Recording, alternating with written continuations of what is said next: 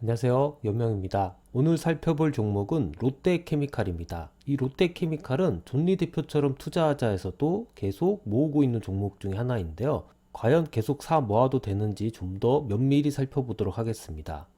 최근에 이 롯데케미칼에서 가장 주목해야 될 부분은 이 재무제표적으로 마이너스 영업이익이 나왔다는 부분인데요. 전년도만 해도 2분기 영업이익이 5천억 가까이 됐었는데 이번 연도에는 거의 반의 반토막이 난 상황이죠.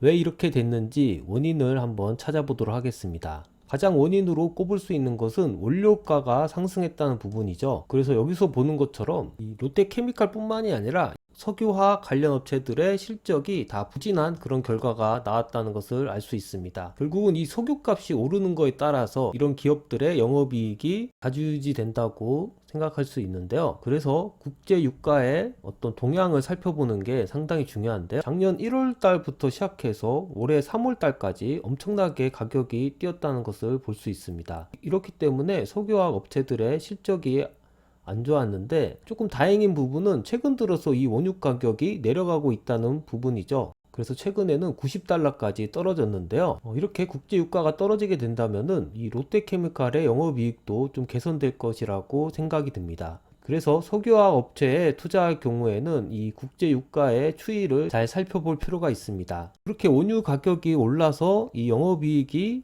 많이 감소했다는 부분, 그 부분이 좀 안 좋은 상황인데요. 하지만 이 매출액이 증가했다는 부분은 상당히 좋은 상황입니다. 작년도와 비교해 보면 거의 1조가량 증가를 했는데요. 이런 걸 볼 때면 석유값만 좀 떨어진다면은 충분히 개선될 만한 상황에 있다고 볼 수 있는 것이죠. 그리고 부채 비율도 자본 대비 그렇게 크지 않기 때문에 이자 부담도 좀 영업이익은 나오지 않 영업이익이 좀 줄어들었지만 이자 부담이 그렇게 크지 않은 편이고요. 또한 당기순이익 자체가 영업이익보다 더 많기 때문에 부가적인 수입이 있다는 얘기가 되겠죠. 그래서 조금 더 안정적인 재무 구조를 갖고 있다고 볼 수 있습니다. 기타 다른 화학업체랑 비교해 봤을 때도 상당히 저평가되어 있는 상황인데요. LG화학의 PR을 보시면 22이고 포스코 케미칼도 95, 하나솔루션이 29, SKC가 14입니다. 이런 기업들 대비해서는 롯데케미칼이 11로 조금은 저평가되어 있는 상황에 있다고 보시면 되고요. 매출액 기준으로 봤을 때도 이런 기업들 대비해서 결코 뒤지지 않습니다. LG화학이 거의 12조 가까이 매출을 기록하고 있어서 최고의 매출을 기록하고 있는데 그 뒤로 롯데케미칼이 가장 큰 매출을 달성하고 있습니다. 결국에는 석유화학 쪽으로 투자할 생각이 있으신 분들은 이 롯데케미칼이 가장 좋은 투자처라고 볼 수 있는 것이죠. 이 수급사항을 좀 살펴보시면 기관이 좀 매수를 하고 있고요. 외국인의 경우에는 아직까지는 매수세가 유입되고 있지는 않습니다. 그래서 조금 더 시간이 걸릴 것 같고요. 이 차트적으로 분석해 봤을 때도 계속 하락 추세를 이어가고 있죠. 그래서 이런 밴드를 형성하면서 하락을 하고 있는데 최근에는 이렇게 조금은 횡보하는 움직임을 보이려고 하고 있습니다. 그래서 박스권을 만들지 않을까 생각이 되어지는데요. 이렇게 박스권 하단에 주가가 오게 됐을 경우 이런 곳이 매수 포인트가 되겠죠.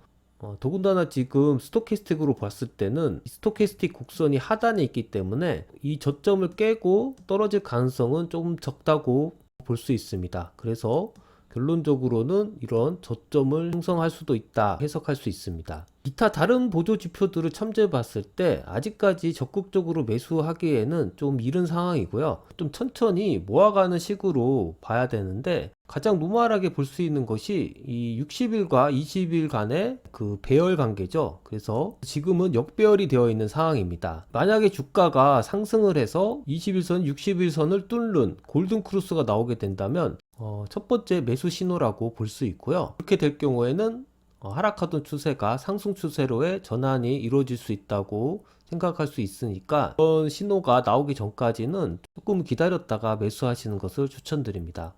저처럼 한 주씩 사 모으실 생각이 있으신 분들은 이렇게 20일가의 이격도가 많이 벌어졌을 때 이럴 때 매수를 하는 것을 추천드리고요. 이 차트에서 보시면 이런 날이나 뭐 이런 날 그리고 이런 날도 좀 이격도가 벌어져 있죠.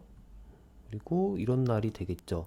그래서 이격도 관련해서 유심히 좀 보셨다가 이렇게 많이 떨어진 날 매수하시는 것도 좋은 매매 방법입니다. 이 롯데케미칼에 관련된 뉴스를 살펴보면은 이 수소 쪽으로 많이 그 프로젝트를 진행하고 있습니다. 그래서 2027년 목표로 이 수소 관련된 프로젝트를 이제 협약을 했는데, 보시는 것처럼 뭐 삼성 엔지니어링, 포스코 홀딩스, 말레이시아 SEDC 에너지 뭐 이런 업체들과 사업을 이제 진행할 계획인데요.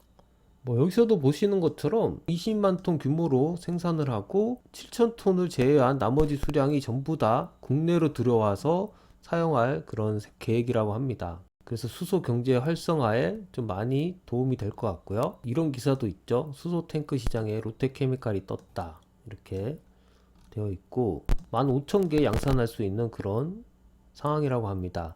이 수소 탱크는 이 수소 전기차 넥소에 들어간다고 하는데요. 보통 3개씩 들어간다고 합니다. 그래서 향후에 수소차 관련해서 테마 형성된다면은 이 롯데케미칼이 테마주로 올라갈 수도 있으니까, 그런 걸 대비해서라도 지금부터 조금씩 사 모으는 것도 한 가지 방법이라고 생각이 드니까, 관심 있으신 분들은 매수를 고려하시는 것도 좋을 것 같습니다. 그리고 플라스틱 재활용에도 뭐 사업을 추진하고 있는 것 같고요. 2차전지 소재에 올인한다는 그런 뉴스도 있습니다. 전기차 배터리 소재 관련해서도 또 투자를 했다는 그런 기사입니다. 미국에 3,300억을 들여서 양극박 생산 기지를 설립했다고 하는데요.